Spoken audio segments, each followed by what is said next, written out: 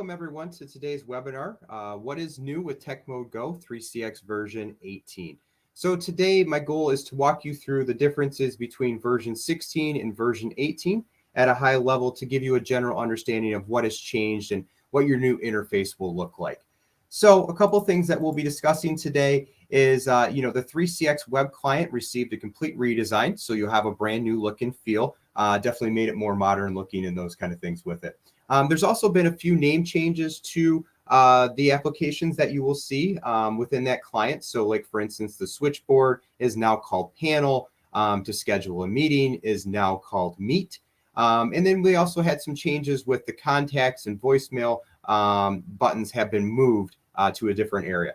So I'm going to walk you guys through that, kind of show you what that looks like, and just give it a quick test run for you here.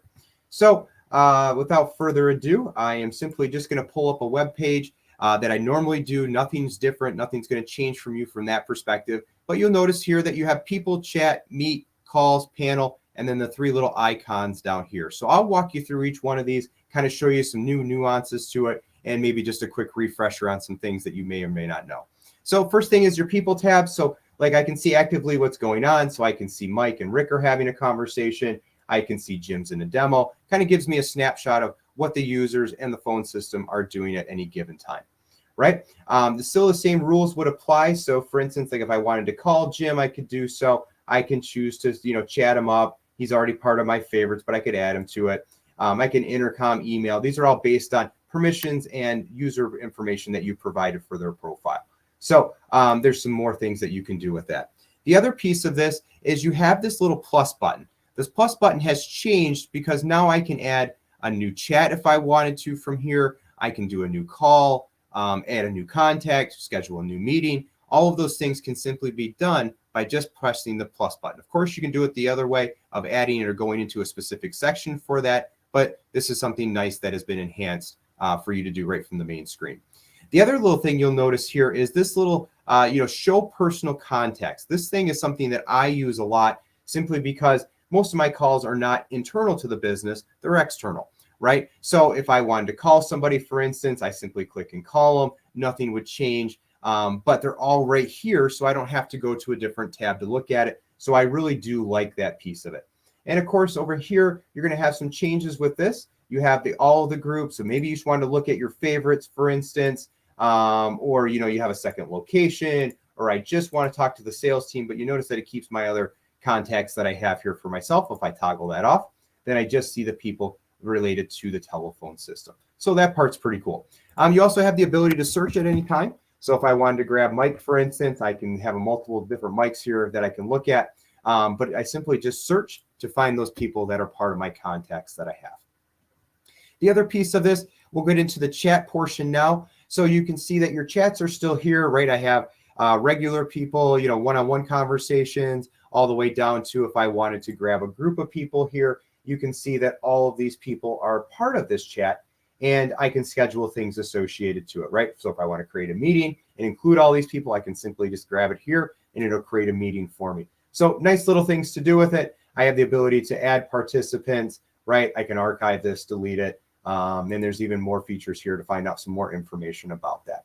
So if I wanted to close that down, it simply moves that thing over. If I want more information, now I can see it again. So helpful little tools within that.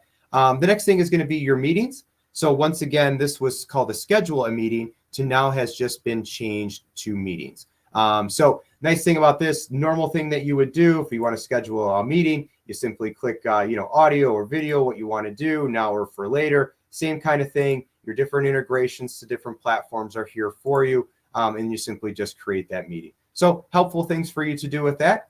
And you have all your meeting information.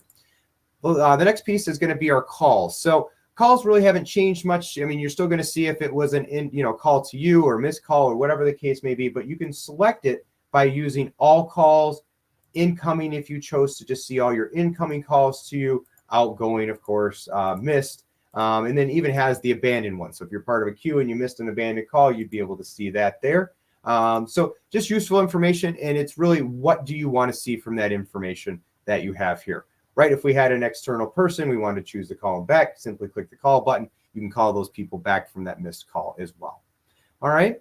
The next one we're going to show you here is going to be the panel. This used to be called switchboard, right? So I can actively see what's going on here. I can see a phone call.